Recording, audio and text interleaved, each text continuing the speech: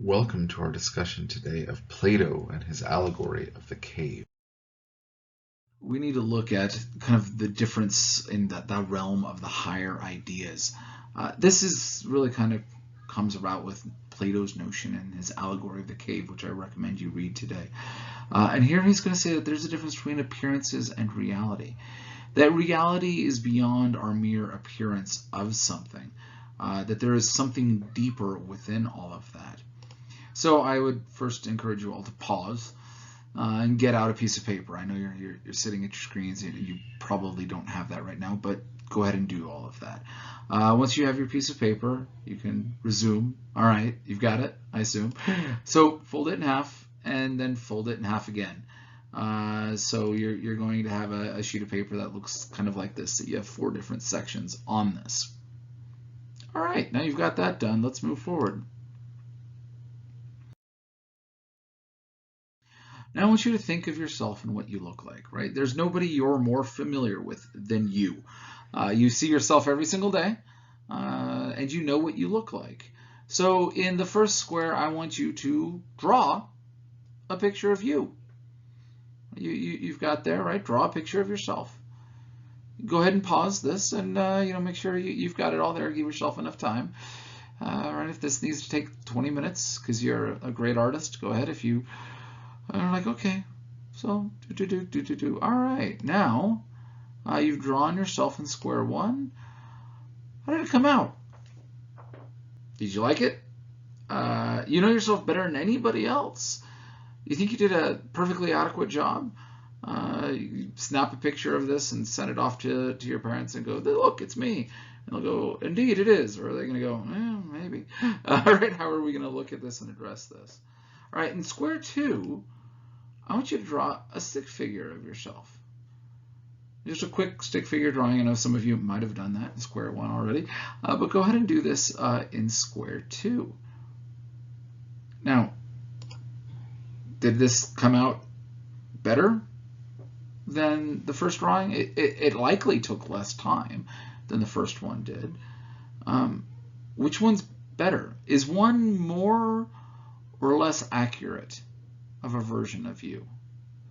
Is one inherently looking nicer and saying that this is indeed you?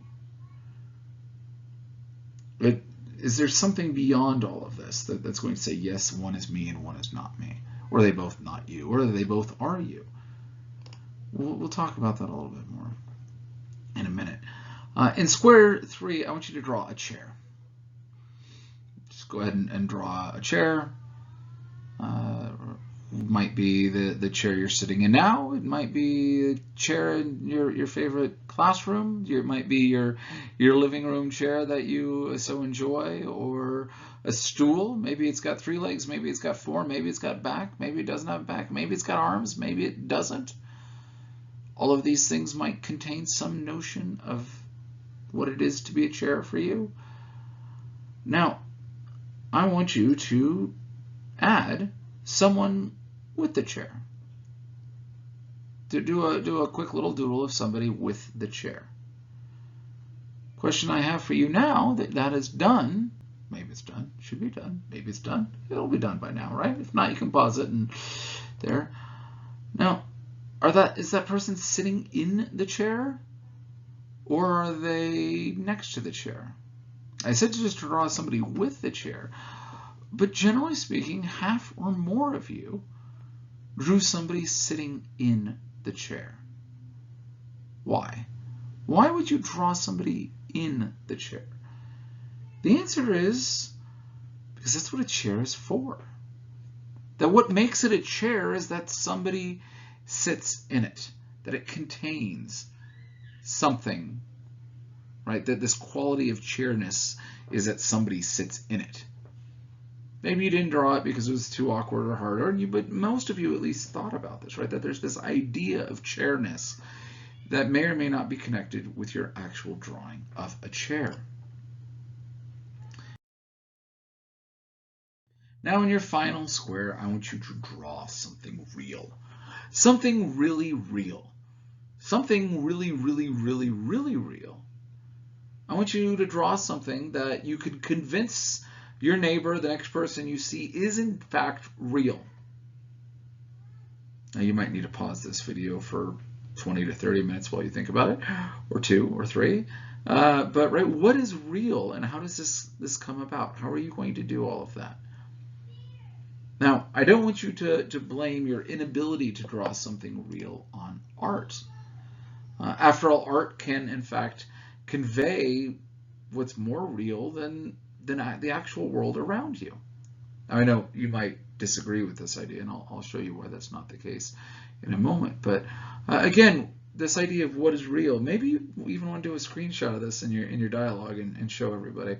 Right, here's who I am, here's my drawing of myself, or right, here's something real, and how that's going to move forward within all of that. Right. Art can sometimes show something that's more real than the rest of the world by itself. If you look at one of the most famous sculptures of a man, Michelangelo's David, it is really not good in a lot of ways. Now, it's seen as the typical great example of what a man looks like, etc. But if you actually looked at it, if you paid attention to this statue, it doesn't match. It doesn't line up. If you saw a person who looked like this walking around, you'd kind of do a double take. You'd be like, something's not right about that person. Because, first of all, his upper body and his head are way too big for him and his proportions. His head is way too big overall. But again, his legs and everything continues to look smaller. Even his hands, his right hand is bigger than the left. And the muscles that are in his hand and around are just enlarged beyond what it would be typical, let's say. Also, his eyes, his right eye is looking one direction, while his left eye looks, out to the left. They're not looking the same sort of way. And so you would think that there's something also off on this way. Now, it's not as if that this was all done by accident. It's not like he started when, I'm halfway down and, oh no, I got to do the legs. Let me just make them smaller, or anything else to that effect. This off proportion was done because the sculpture was supposed to be up really high, and people looking down or looking up at it from below, the proportions look right. The artist was showing something is more real based upon making it less real, right? The fault in the art makes the art better, and that's kind of the way that it's supposed to be. Now, other art does this too. There's meanings found in all sorts of art that try to show you what is real beyond what is simply just the normal thing that you would see. Religious art is probably the easiest way to see many of this in, because lots of little things are added in there, other little details to try to show one thing or another. Right here, what you see is a icon of the Annunciation, where the Archangel Gabriel announces to Mary that she will indeed be the mother of Christ, of God, and carry that in her womb, etc.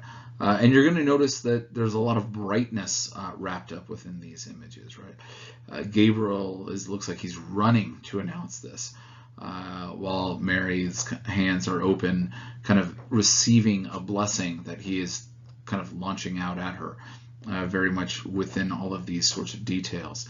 Mary is also shown here holding a yarn spindle, kind of showing that this was in fact her task while she was in the temple, right? That she was preparing the veil within all of that before her betrothal. This color, even that of scarlet that she's holding, is that of divinity, and wrapping that up, and that she's wrapped and clothed within all of this. She's sitting up on a pedestal to show, not that she sat up on pedestals, but again, that she is elevated.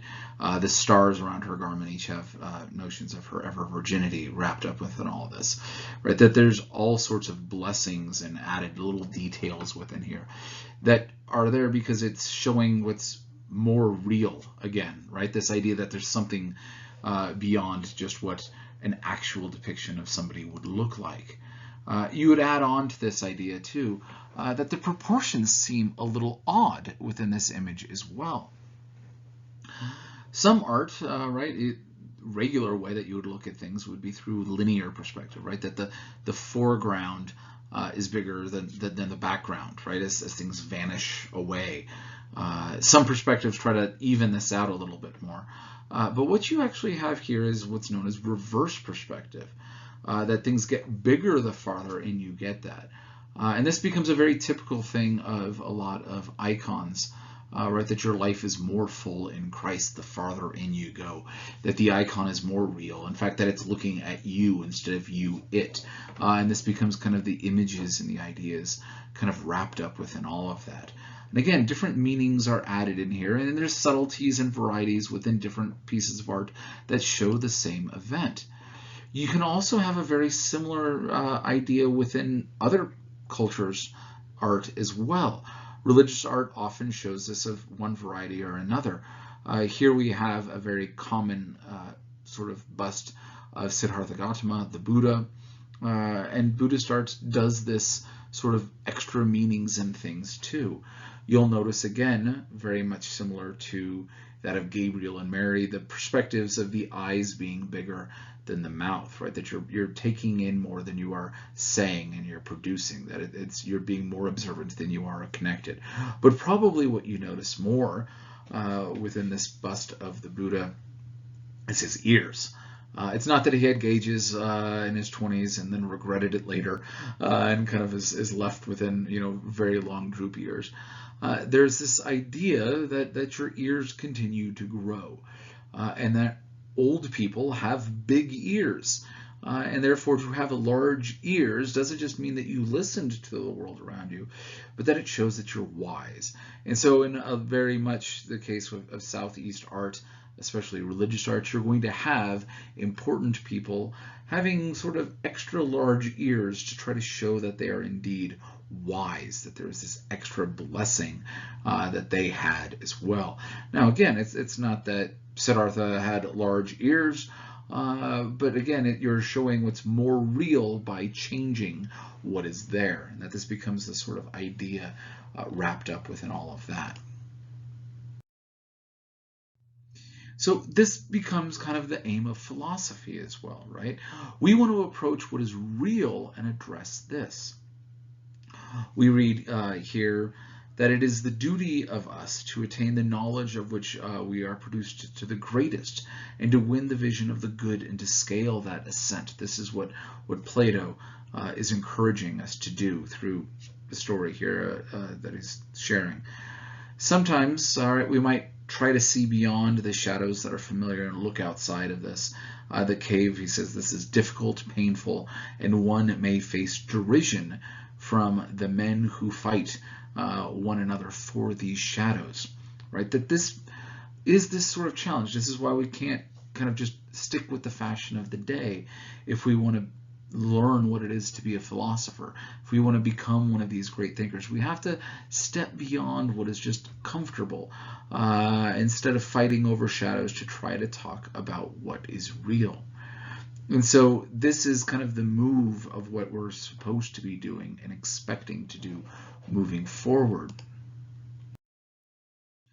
So Plato encourages us to do just this in his work, The Cave. Here we're going to understand what is really real and try to move on beyond that, that this is indeed the aim and scope of philosophy.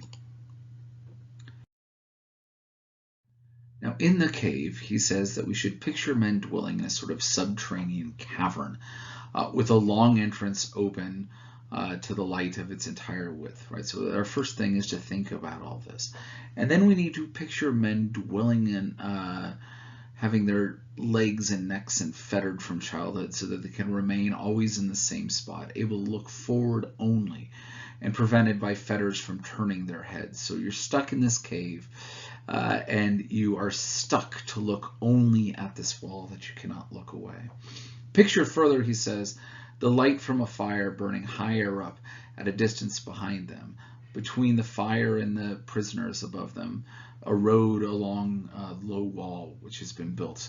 And so the exhibitors of a puppet show have a partition that they can always be moving their puppets, right? So you've got the lights behind you and all you can see is the shadows of this puppet show, right? That this becomes all you know.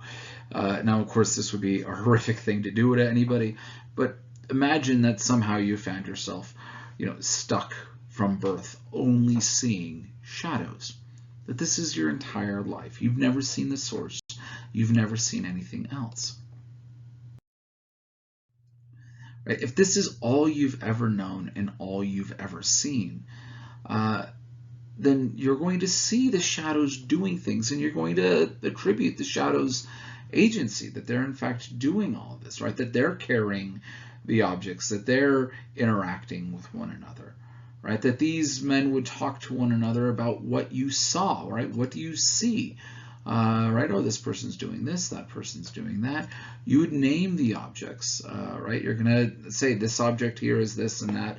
You wouldn't just say it's all mere shadow, but you would give it some sort of reality. And if you hear something, you would believe it from the shadows, because you would think that that's who said it, that the shadows themselves were giving value and discussion and engaging with one another. Again, this is all you've ever known and what you see. Now, this is a great start, but Plato moves us farther than this. Plato makes us stop and think, what if one of them gets free? What if somebody is broken out of this cave and they've gone out into the regular world? Let's assume that they're able to physically do all of this, right? This is all an allegory anyways. The question is okay, would anyone believe what he's seeing? If his entire life all he's ever seen is shadows, and here you are out in the wider world and you see color, would you believe it? How would you move forward with this idea? How could you explain to anybody what the real world was like, since none of them have ever experienced color and depth and the breeze and all of these other things that the real world has? And he asks a very pointed and serious question also. Do you want the real world? Would you resist it? Would you push back against it? You're used to darkness and this is far too bright. It's going to be uncomfortable. Right? Coming across these ideas are going to be something you might very well resist, even though it's true. You might be happier to live in the shadows. In fact, he says that many people would choose to endure anything rather than to live such a life. That you want to avoid the real world.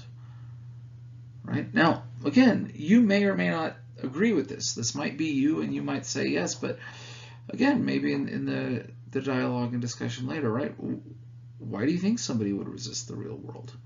Or pause and ponder that yourself. Do you always want what's real? Or a lot of the times you're perfectly happy with what you know and perceive? Have you ever been told about somebody who did something well before you met them and it changes how you see them? And you might not like that, and you're probably happier before you found out this monstrosity. Maybe it's ultimately good. It's after all what's real, but it might change who you are and how you see that person. And you might say, you know, I was actually much better before knowing that, right? So these sorts of ideas might be there. So again, why or why not we want to take the real or just what's around us and what we see? After all, what's the point, right? This is what's being asked here. Actually, the dialogue's Socrates saying all this, but Plato's the one recording it, so we can kind of give voice to both, and we'll address that more next time. He says, if you assume that the ascent and the contemplation of things above is the soul's ascension to the intelligible region, you will not miss my surmise, since that is what you desire to hear.